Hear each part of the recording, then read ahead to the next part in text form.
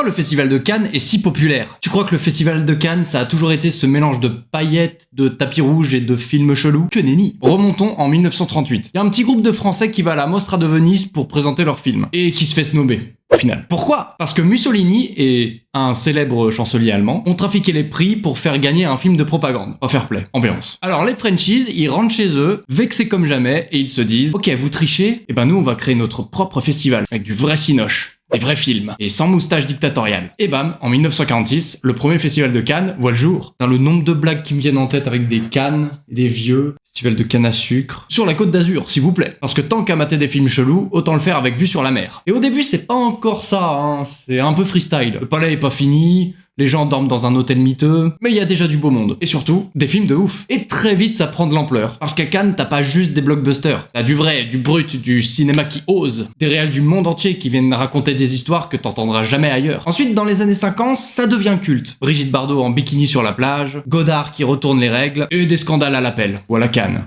Pas sûr de cette blague. Des films censurés, des projections huées, des discours en mode fuck the system.